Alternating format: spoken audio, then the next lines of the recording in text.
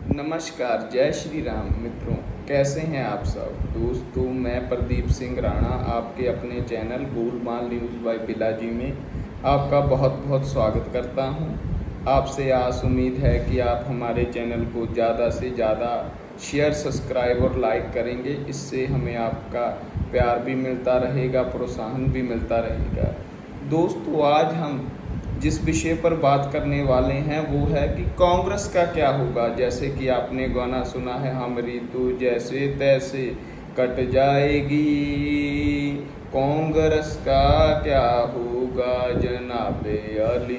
दोस्तों, बात ये है कि कांग्रेस के पतन, वो पार्टी जिसने वर्षों तक, मैं कहता हूँ कि काफ़ी लंबे समय तक भारत पर शासन किया, वो पार्टी आज सत्ता से बेदखल है। भारत में कहीं भी आप देख सकते हैं कि कहीं भी आपको वो पार्टी सत्ता में दिखाई नहीं देती। उसका क्या कारण है दोस्तों? कारण है कि वह भारत के भारतीयत्व को भूल चुकी है। उन्होंने सिर्फ भारत का मजाक बनाया है। दोस्तों, भारत को अपनी परंपरा पर, जिस पर गर्व होना चाहिए था, सनातन धर्म को उन्होंने जो कुचलने की कोशिश की है, यही वजह है कि उनका आज ये हाल हो गया है। दोस्तों, मैं आपको बता देना चाहता हूँ, कभी भी कांग्रेस ने भारतीय संस्कृति, हिंदू धर्म, सनातन धर्म जो सबसे उत्तम धर्म है, इसको कभी भी दिल से अपनाया नहीं। सिर्फ वोट बैंक के लिए, सिर्फ और सिर्फ राजनीति की। दोस्तों, इन्होंने अपने शासनकाल से लेकर अब तक मुग़लों के वंशज और मुग़लों के लिए, मुसलमानों के लिए अपने दिल के दरवाजे खोल रखे। इन्होंने, मुझे याद है कि इन्होंने कहा कि इस देश के संसाधनों पर, दोस्तों, इन्होंने कहा था कि इस देश के संसाधनों पर सबसे पहला हक मुसलमानों का होगा। दोस्तों, क्या जहाँ का जो मूल निवासी हिंदू है, जिसका के ये देश पर पूर्णतः हक है, क्योंकि मुग़ल तो बाहर से आए थे, वो क्या है जहाँ पर झक मारेगा। दोस्तों, हमारे देश में यदि हमें डर कर रहना पड़े तो दोस्तों ऐसे जीवन का हम क्या करेंगे। दोस्तों, कांग्रेस के समय में ऐसा ही कुछ हाल हिंदुओं का हो गया था। दोस्तों, ये मुस्लिम वोट बैंक के लिए, मुसलमानों को खुश करने के लिए हिंदुओं को बहुत ही तशद्दुद और बहुत ही बुरा जीवन दे रहे थे, जिसको कि भारतीय जनता पार्टी ने इनके लिए इनको सत्ता से बेदखल किया। दोस्तों, इनका क्या नारा था? आपने कभी यदि सोचा हो कि इनका नारा क्या था? जब नेहरू जी थे तब भी ये कहते थे कि महंगाई, गरीबी हटाओ।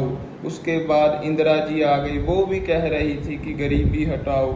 उसके बाद राजीव जी आए, वो भी कह रहे थे कि गरीबी हटाओ। 2014 में लोगों ने इनको ही सत्ता से हटा दिया। दोस्तों, ये लोगों द्वारा बहुत ही अच्छा निर्णय लिया गया। दोस्तों, आप खुद सोच सकते हैं कि एक ऐसा युवक जो कि 56 वर्ष का है, खुद को युवा बता रहा है। मैं कहता हूँ ये किस किताब में लिखा गया है। और दोस्तों, उसे ना तो किसी बात का पता है, ना भारतीय संस्कृति का पता है, ना ही भूगोल का पता है, ना ही राजनीति का पता है, ना ही इतिहास का पता है। दोस्तों, ऐसे पप्पू को आप कभी भी प्रधानमंत्री स्वीकार नहीं कर सकते। दोस्तों, मैं कहना चाहूँगा कि राहुल गांधी, जो कि एक बातूनी नेता है, कुछ भी बोलने से पहले वो व्यक्ति सोचता नहीं, वो आलू से सोना बना रहा है। क्या इस बात को जनता स्वीकार करेगी? क्या उनके पास बुद्धि है? दोस्तों, बुद्धि है। यदि बुद्धि होती तो ऐसी मूर्खतापूर्ण वो बातें ना ही करती। देश को, जिन लोगों ने देश को तोड़ने का काम किया दोस्तों, सत्ता की खातिर, इन्होंने 1947 में देश को विभाजित किया, भारत माँ को खंडित कर पाकिस्तान नामक टुकड़ा बनाया। क्योंकि नेहरू जी देश पर सत्ता चाहते थे, राज करना चाहते थे। दोस्तों, उस समय उनके लिए लोकतंत्र कुछ नहीं था। मैं तो इस बात पर कदे यकीन नहीं करूँगा कि वो लोकतंत्र बनाना चाहते, वो तो तानाशाही थे।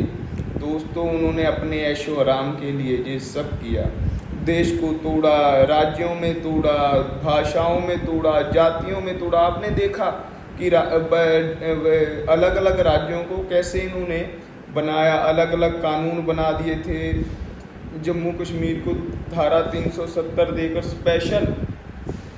जो इन्होंने स्पेशल आर्टिकल लगा दिया था वहाँ के लोगों के लिए, सिर्फ और सिर्फ मुसलमानों और मिनॉरिटी को खुश करने के लिए। दोस्तों तब से अब तक कितने हिंदुओं का नरसंहार हुआ। जासिक नायक जो कि 1990 में कश्मीरी पंडितों का कातिल था, उन्हें 2009 में सम्मानित करने का काम इस कांग्रेस ने किया। इन्होंने कभी भी देश के लिए कोई भी ऐसा गौरव का पल जो भी हुआ है उसको सिर्फ और सिर्फ मुगलों के ही गुणगान करने में व्यतीत किया है। दोस्तों इन्होंने, नेहरू जी क्या कह रहे थे कि बाबर एक बहुत ही अच्छा योद्धा था। दोस्तों हालांकि बाबर ने अपनी एक किताब में लिखा है कि वह राणा सांगा से डरता था। इनके मुख से कभी भी राणा सांगा, बप्पा रावल, गुरु गोविंद सिंह जी और ऐसे महान योद्धाओं के लिए कभी भी अच्छे शब्द सुनने को नहीं मिले। दोस्तों जो कि इस धरती के सपूत थे, जिन्होंने कि इस धरती के लिए अपनी जान तक कुर्बान कर दी, ऐसे लोगों के लिए, ऐसे योद्धाओं के लिए इनके मन में कोई सत्कार नहीं था। दोस्तों कुछ समय पहले आपने देखा होगा कि ये लोग कहते थे कि हम पूजा नहीं करते हैं, कहीं और ही सर झुकाते हैं। दोस्तों आजकल उन लोगों के सपनों में भी भगवान कृष्ण आते हैं। दोस्तों ये राहुल गांधी क्या कहते थे कि लोग मंदिर में जाते हैं और लड़कियों को छेड़ते हैं। मैंने तो दोस्तों कभी भी उनकी बहन को नहीं छेड़ा। हम भी मंदिर जाते हैं पर हमने कभी भी उनकी बहन को नहीं छेड़ा, और ना ही कोई ऐसा व्यक्ति जो मंदिर जाता है। हम तो दोस्तों छोटी छोटी बालिकाओं को देवी के रूप में मानते हैं। हम अभी आपने देखा होगा नवरात्रे गुजरे हैं, रामनवमी थी, भगवान श्री रामचंद्र महाराज का जन्म हुआ है। दोस्तों हमने तो कभी भी लड़कियों को ऐसी गलत निगाह से नहीं देखा। दोस्तों ये लोग मटन खाने वाले लोग, ये कभी भी जीवों से प्यार नहीं कर सकते। दोस्तों ऐसे लोग जो कि सिर्फ और सिर्फ एक वोट बैंक के लिए मंदिर जाते हैं, जब इनको जे मंदिर में गए तो वहाँ पर पुजारी जी ने खुद को जे हिंदू बता रहे हैं, कभी जनेऊ डाल रहे हैं। मंदिर में पुजारी जी ने इन्हें बिठाना भी बताया कि ऐसे मंदिर में आके बैठते हैं। भाई ये मस्जिद नहीं है। दोस्तों ये जो कांग्रेस पार्टी है, ये सिर्फ और सिर्फ भारत विरोधी पार्टी कह सकते हैं। और एक माँ ऐसा सपना देख रही है कि एक पप्पू को वो भारत के शीर्ष नेतृत्व दे देगी और भारत का प्रधानमंत्री दे देगी। दोस्तों ये कतई संभव नहीं है। मैं सोनिया जी से कहना चाहता हूँ कि अपने बेटे का विवाह करें और उनसे कहें कि वह अपनी वंशावली बढ़ाएं, ताजो क्योंकि ये तो संभव ही नहीं है कि राहुल गांधी कभी प्रधानमंत्री बन जाएं। उन्हें आस उम्मीद होगी कि मैं नहीं बन पाया, चलो आगे कांग्रेस में मेरा बेटा तो बन पाएगा। दोस्तों जिनके पास अपना नाम नहीं है वो भी गांधी जी ने उधार दिया है इन्हें नाम। क्यों नहीं ये कहते कि ये फिरोज़ खान के पोते हैं? क्यों नहीं इस बात को ये कहते? क्योंकि दोस्तों कोई भी व्यक्ति इन्हें उस रूप में स्वीकार ही नहीं करेगा। पर इनकी मानसिकता कभी बदलने वाली नहीं है। इनका दोहरा चरित्र आपने देखा था कि यूपी में कैसे खटाखट इन्होंने 1 लाख रुपए देने तक का वादा किया था। पर दोस्तों मैं आपको आश्वस्त करना चाहता हूं कि भारतीय जनता पार्टी और नरेंद्र मोदी जी, आदरणीय अमित शाह जी, योगी आदित्यनाथ महाराज इस देश को विश्व गुरु बनाकर ही रहेंगे। दोस्तों क्योंकि वह